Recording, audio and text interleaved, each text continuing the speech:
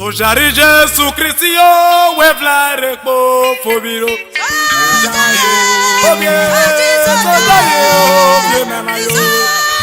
Jesu Christi yo we flare po fobiro. I want to dedicate this song to all gospel preachers, to AAPS, Anglican Under Preaching Society. Oh, okay, no view.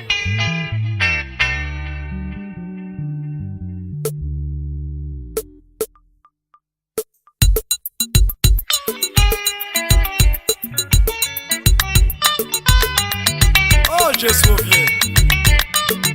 If you know you are not called as a man of God, please pull up that collar. Stop deceiving the children of God from heaven to hell. Please repent for the kingdom of God is at hand. Sharaba. Sojari Jesu Christi yo we flare po fobio.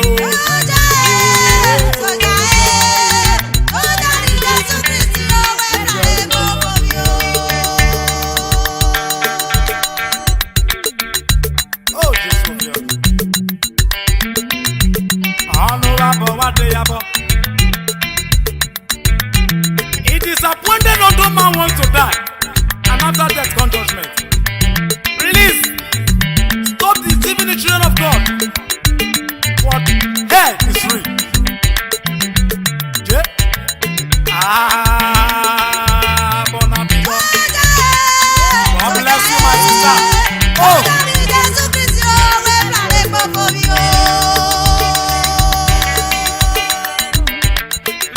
Jesus,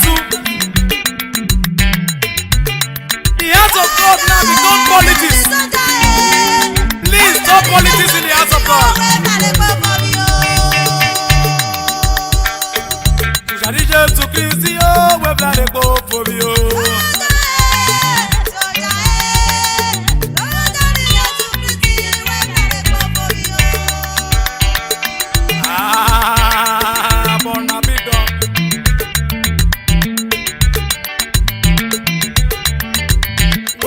Jesus, by the honor of your soul.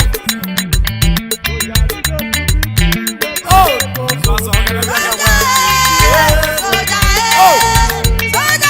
repent. What shall it profit a man when he gain the whole world and lose his soul? Please, let's go into the house of the Lord and do something marvelous in the kingdom of God. Oh.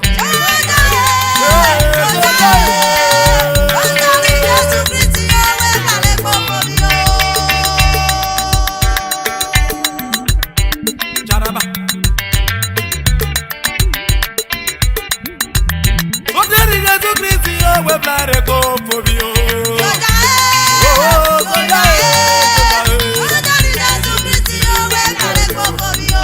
Sojari Jesu Christi yo we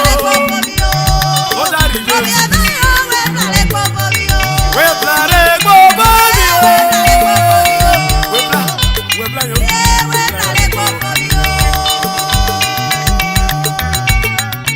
Oh, Ishori Jonah, Gali.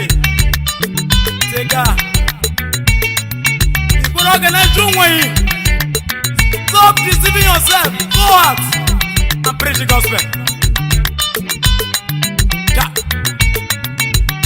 Ishori Jonah,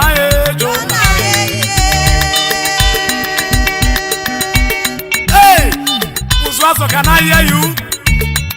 Sharaba. Hey, Oganobio. Ishori Jonah,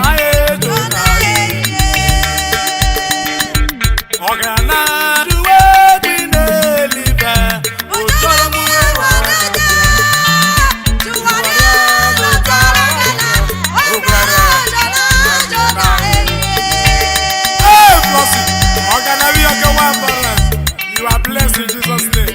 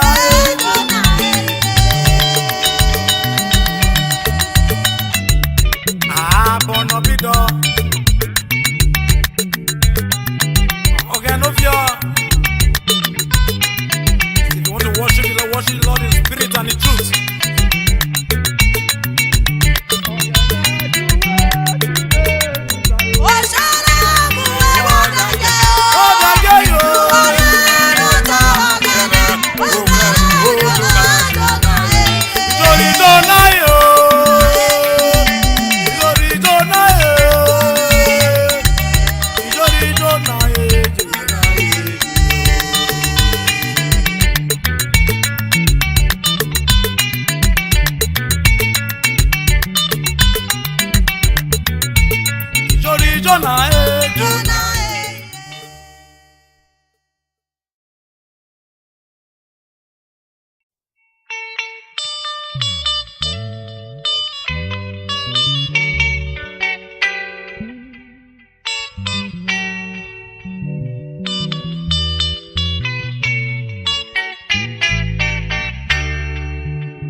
Sojari Jesu Christi o wevlare po fobiro. Sojari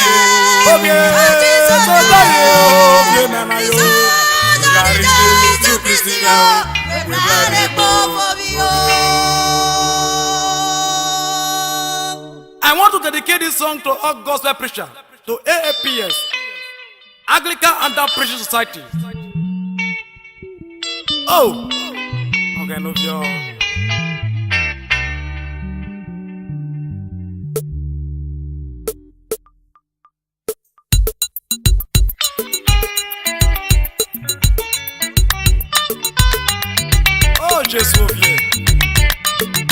If you know you are not called as a man of God, please pull up that collar. Stop deceiving the children of God from heaven to hell. Please repent for the kingdom of God is at hand. Sharaba. Sojari Jesu Christi o wevlare go fobio.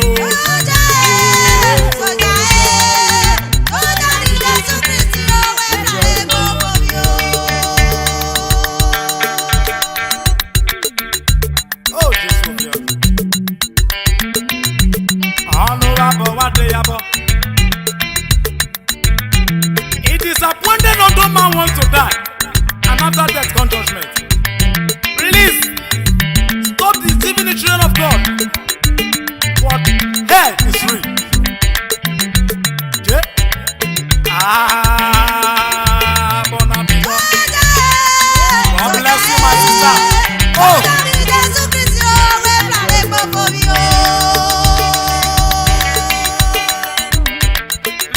Jesus, the hands of God now become politics. Please stop politics in the hands of God. Sojari Jesu Christi o wevlare go fobio.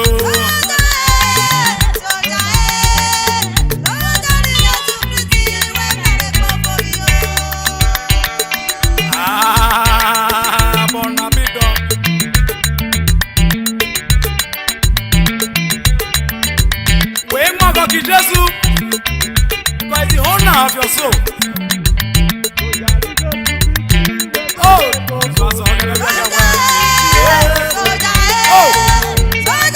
repent. What shall it profit a man when he gain the whole world and lose his soul? Please, let's go into the house of the Lord and do something marvelous in the kingdom of God. Oh.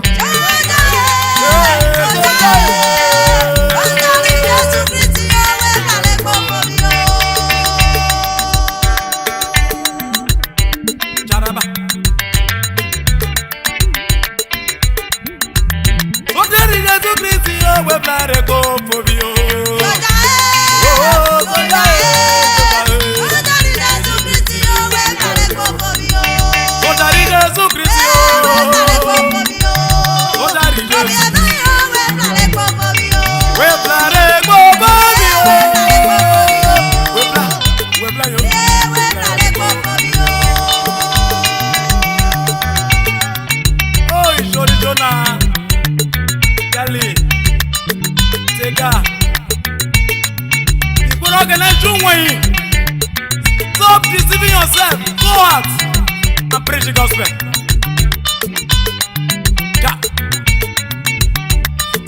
Jonah,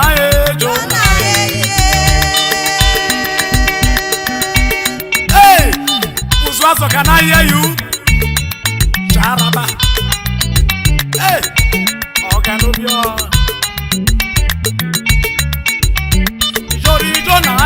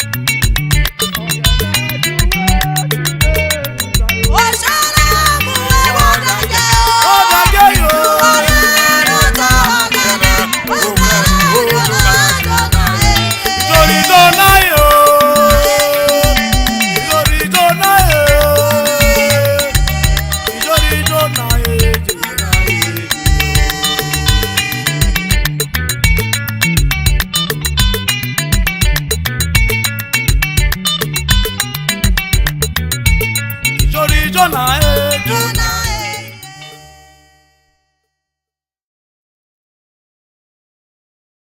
Daddy correct my error, Jehovah correct my error, Daddy correct my error, that you may see me through. Daddy correct my error, Jehovah correct my error, Daddy correct my error, that you may see me through.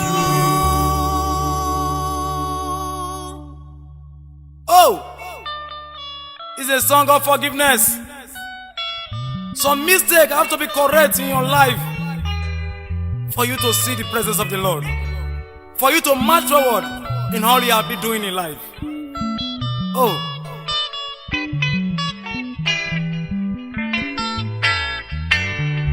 let me hear from you, Kelly.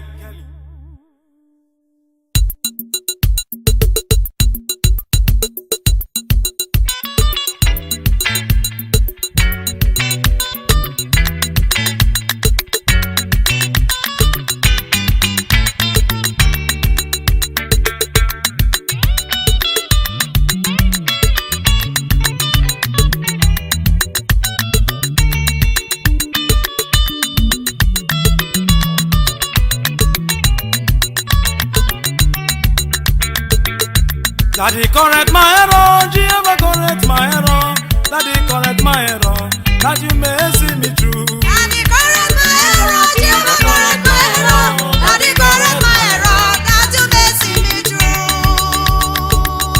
Oh, Father in heaven, please correct our errors for us to see you through.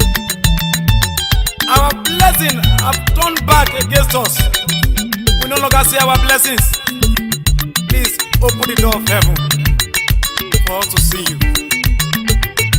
Daddy correct my error, Jehovah correct my error, Daddy correct my error, that you may see me through. Daddy correct my error, Jehovah correct my error, Daddy correct my error, that you may see me through. Oh Jesus.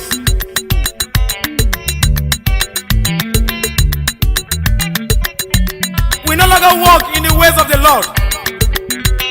Those ways have damaged our ways of blessings. Our blessings no longer look after us. We not run for various things. Please repent from your evil ways and come to the Lord for your error to be corrected. Correct the error, correct the error, Jehovah correct the error, that you may see me through. You are blessed. You are blessed.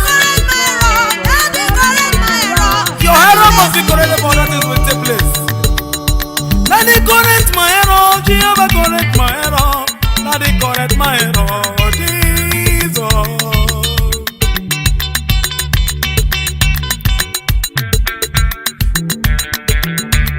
Correct my error, correct my error, correct my error, that you may see me through. Daddy correct My error, Jehovah correct my error, Daddy correct my error, that you may see me through.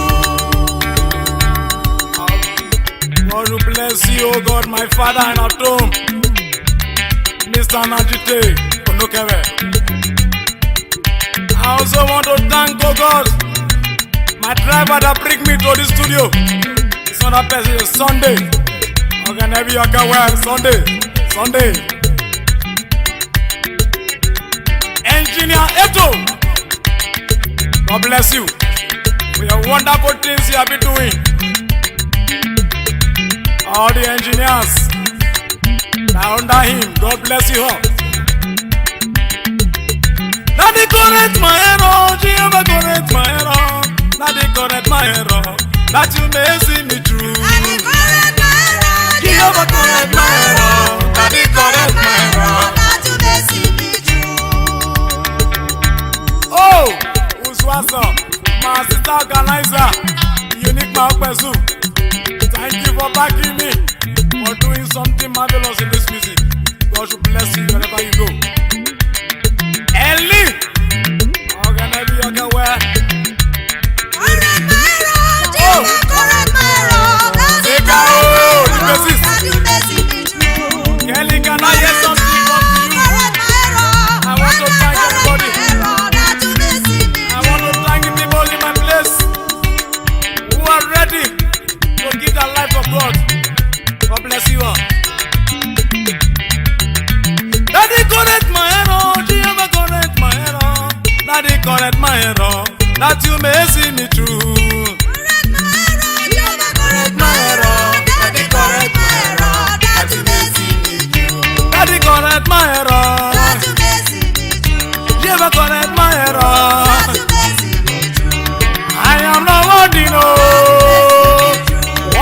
my iniquities. Oh, that you may see me through. Daddy, correct my Oh, that you may see me through. correct my errors, Oh, oh. that you may see me through. Father, wash me, wash me, Oh, wash me, that you oh. may see me through. Prosper my blessings, oh. From my back to my front, oh. That you may see me through. Oh, Jesus, I thank you. You are good, Lord. I will always bless your name. For you are the father to the fatherless. You are the mother to the motherless. We all give you praise. Praise of God singing band, they give you praise. For you are the King of Kings. Daddy, correct my error. Jehovah, correct my error. Daddy, correct my error. That you may see me through. Daddy, correct my error. Jehovah, correct my error. Daddy, correct my error. That you may see me through. Daddy, correct my Oh, error. that you may see me through. Daddy, correct Oh, my error. that you may see me through. Correct my error, Oh, that you may see oh. me through. Correct my Oh, error, that you oh. may see me through. Oh, Lord, oh, Lord. Oh, that you may see me through. Father, in Oh, the name that you may see me through. we are praying, oh Oh, Lord. that you may see me through. Wash us from our iniquities. Oh, that you may see me through.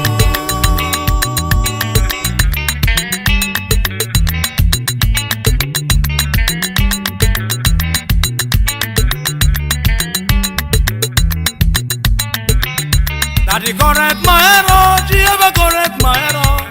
Daddy, correct my error. That you may see me through. Daddy, correct my error. Jehovah, correct my error. Daddy, correct my error.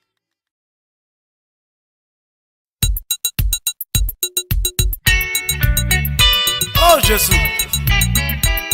Okay, no fi ike boro kiri sori oke. Boy, Jesus ruru. Te bojiro. Oh. Ike boro kiri sori buri oke. Eboro ye, Lobi ke bopa. Joyi maja besera kona. wore. Wakarobi. Ola ye ruru yo.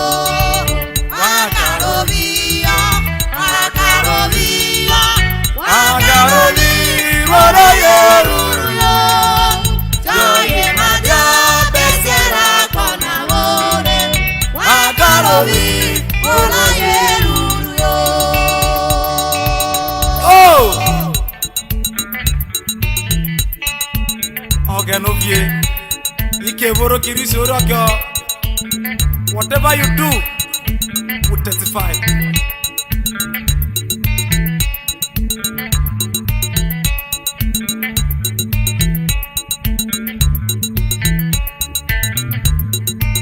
Kemi nene avere rakpo novo. Magataro, obore makore. Karuni kakone jejo bigekwe. Wakarobi.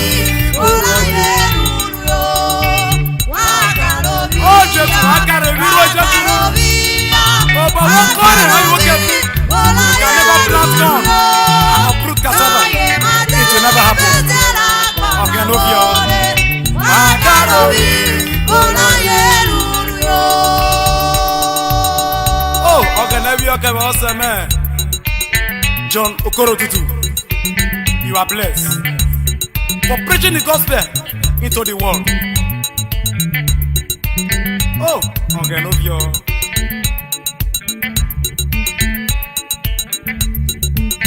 Jo pari re sirira wari ruru. Jo paru yo taraware tare. Nakaeja kira wari. Wakarobi. Oh, wakarobi yo waruru. Oh, who you don't wear, God can see you wear. Your truth has set you free. And on the last day, the truth shall deliver you. Oh, Jesus. Okay, now we are going to the Rebel PED Tagbari. God bless you for the truth you have been saying. In Okbe Ajikiri, God will always give you joy and happiness. Okay. Organize your kind of evangelist. See you, David. God bless you. Ijesu deri bosa kidibona. Dogo dogo ibora yoruru. Hey, agogo. Agogo bosa kidibona. Akarobi bona yoruru. Oh, Jesu. Akarobi ya. Akarobi ya. Akarobi bona yoruru. Naye maja besera kona wore. Akarobi bona yoruru. Oh, Jesu. Amen. Organize your kind of evangelist. See you, David. God bless in Jesus' name. Ijesu deri bosa kidibona. Dogo doga irora yoruru. Agogo bosa kidibona. Akarobi Bona yoruru. Akarobi ya. Akarobi ya. Akarobi bona yoruru. Jaye maja besera kona wore. Akarobi bona yoruru. Oh, yeah, man. That won't get away. We think we are right in all we are doing. It is not. So as well, let me hear something from you. To the glory of God.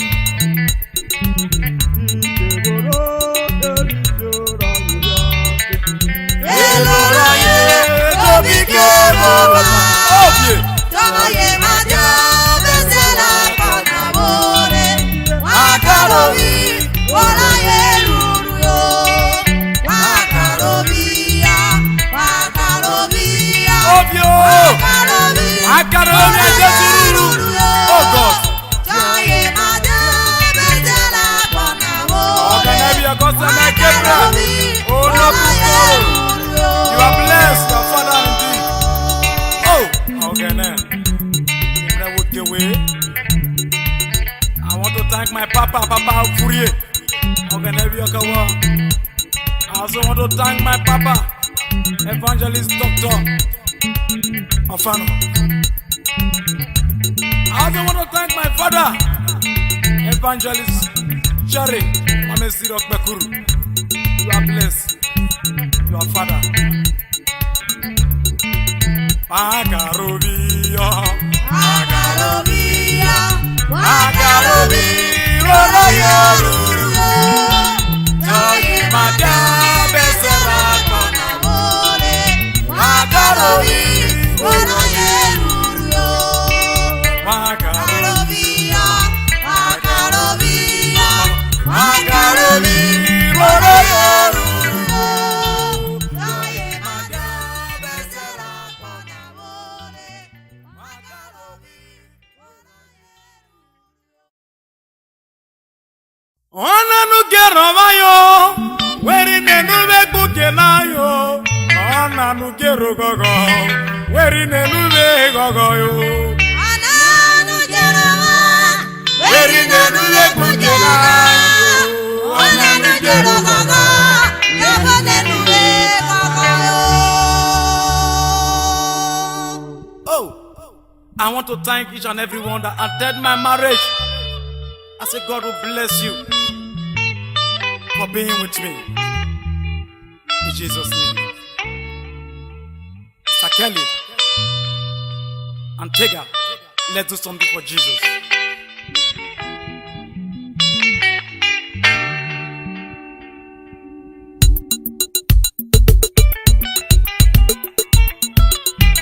Oh, Pierre. I want to thank all my friends who stand for me in the time of marriage. God will bless all of you.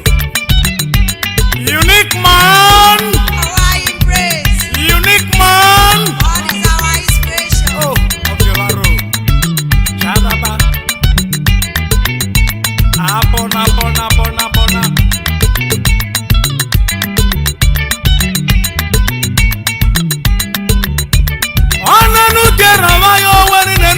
buke now. On a do get where in a new go.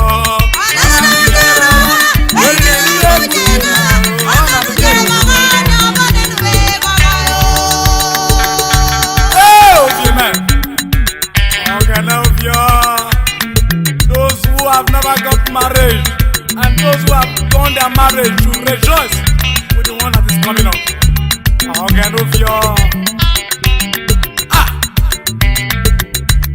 On a new get when a new book now. On a new get where in a new book now.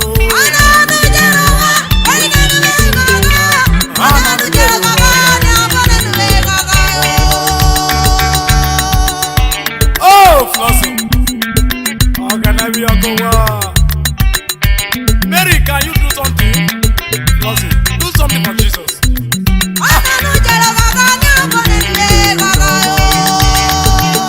Tell you, can you hear timber from you? Let me hear something marvelous for Jesus.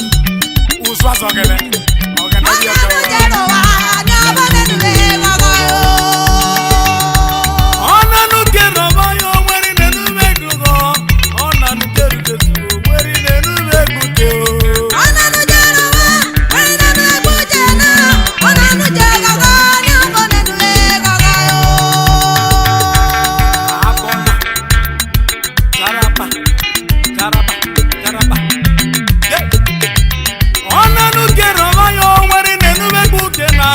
On a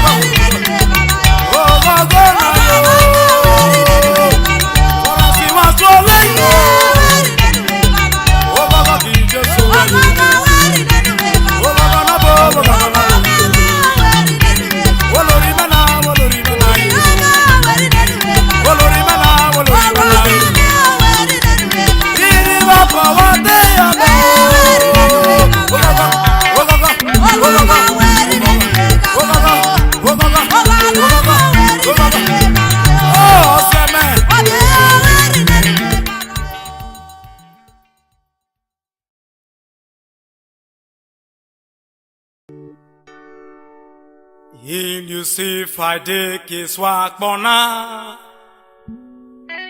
Igbo Bukabioja. Okena Ijesu Vibura. Ayo Bodi Muduvye.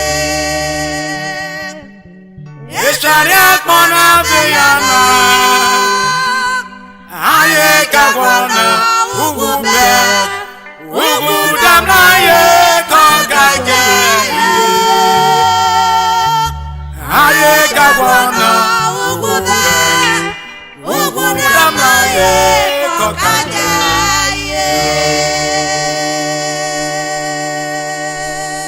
Listen, it is appointed unto man once to die, and after death comes judgment.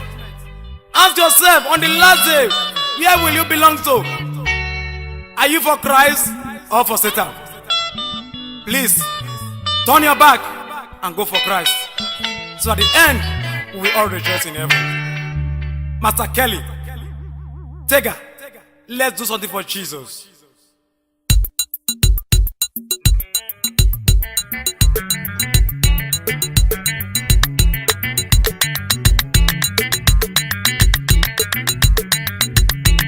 Organovia.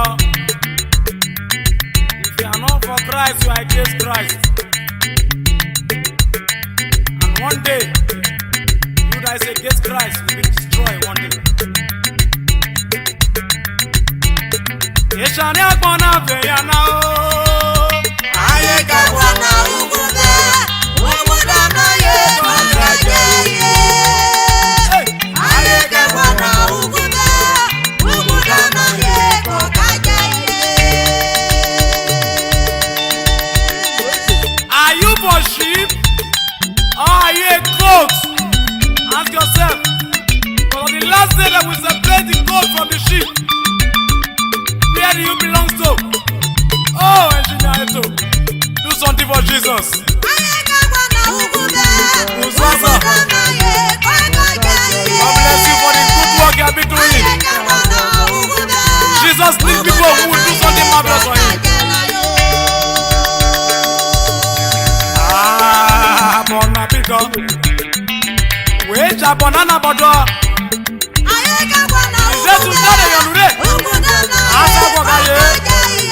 Oh, I want to see my brother.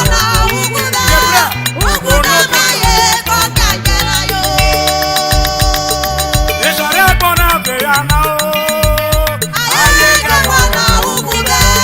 Ugudamna ye Kongage. Oh, Jimena.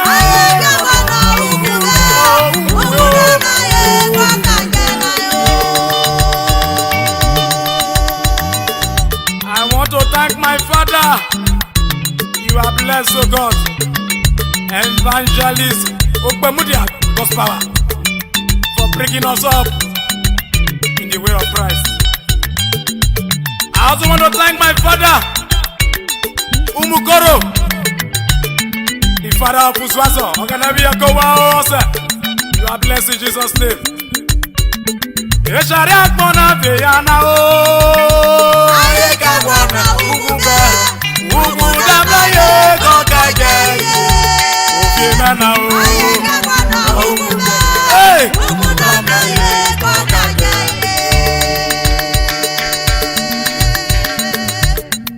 Oh! Ogenebi okewe oseme. Iji. Different Iji. Oyoseme ode. Ugudamna ye Kongage. Irimo gogi Jesu. They will never lack. They will never die or come in death. For there is hope in Christ. Oh, Fiemena. Oh, Florence. Eleni Wasude. Oh, we are in Congress studio. Ugele.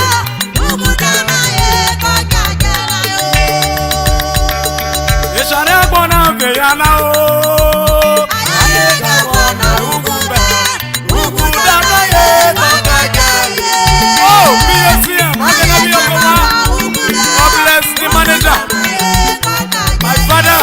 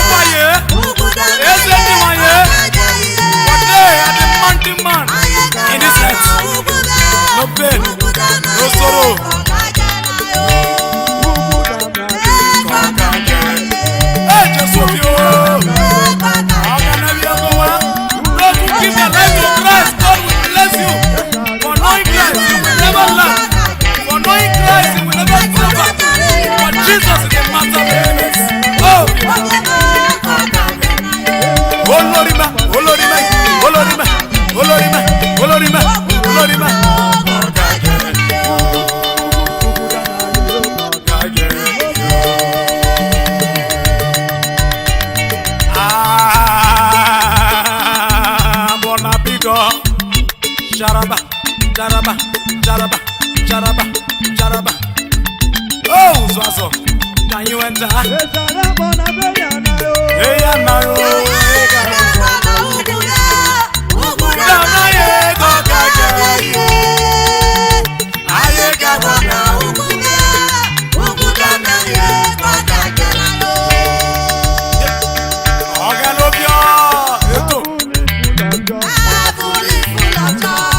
God bless you.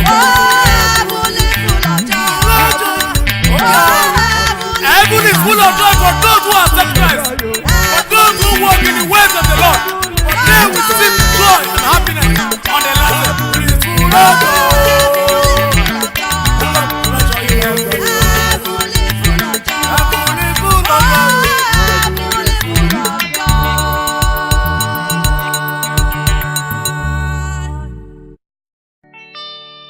Jesus suve tu wemio, Jesus suve tu wemio, Jesus suve tu wemio, wami wo pada mi wo ko. Jesus suve tu wemi, Jesus suve tu wemi, Jesus suve tu wemio, wami wo pada mi wo ko. Oh, Ovier. Jesus suve tu wemi mao, Jesus suve tu wemi o, Jesus suve tu wemi ma, wami wo pada mi wo po. Jesus suve tu wemi o, Jesus suve tu wemi o, Jesus suve tu wemi o, wami wo pada mi wo po.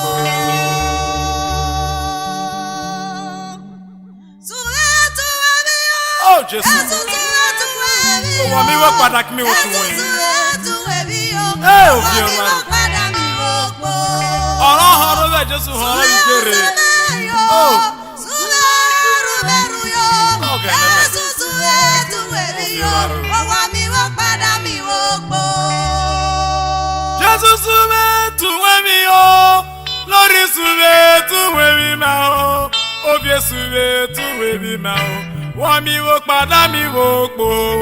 Jesus suve tu wemi o. Jesus suve tu wemi o. Jesus suve tu wemi o. Wami wo pada mi wo po. Oh, gracious Father in heaven, I want to thank you for this day, for this hour. That as we are going to start, oh God, start with us, oh God. And as we are going to sing, oh God, let our song bring deliverance and healing to those who hear this song. So at the end, oh God, we have focus to glorify your name. In Jesus' mighty name we pray. Amen.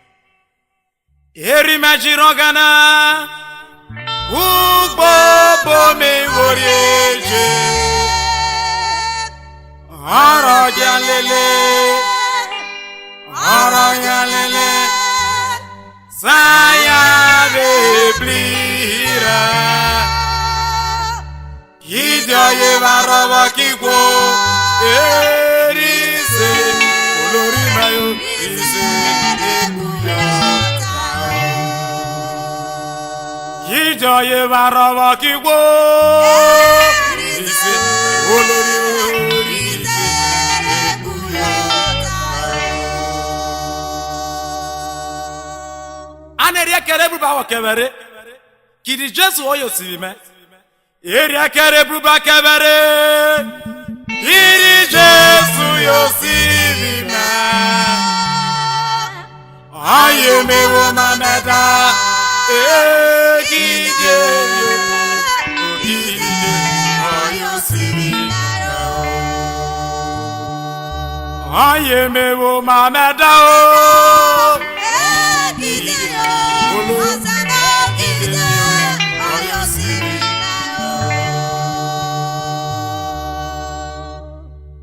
Kelly, we cannot go.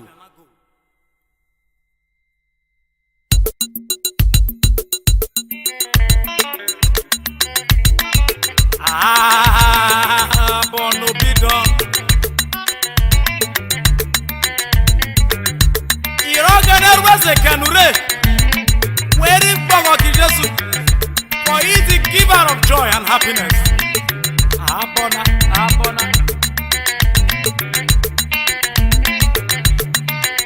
Oganufia. Oh, give thanks to the Lord. For he is the King of kings, the Lord of lords. Check.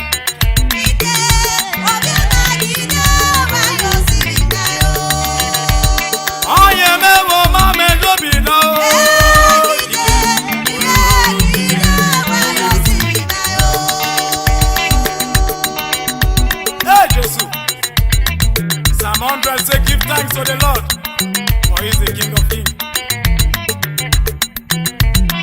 Charaba. Oh, yeah, me wo ma me do bi da o.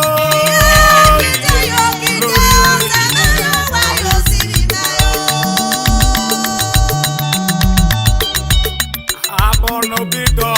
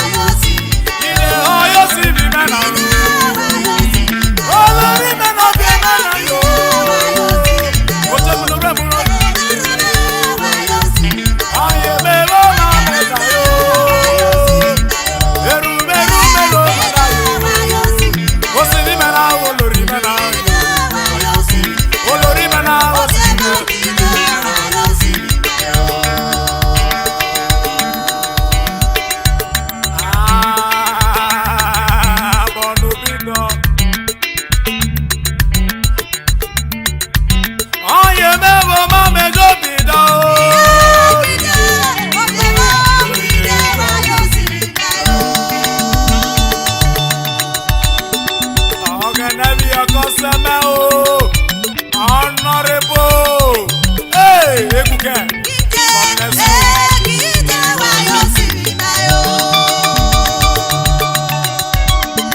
Sharaba. Father, we thank you for today. I am a woman, may God be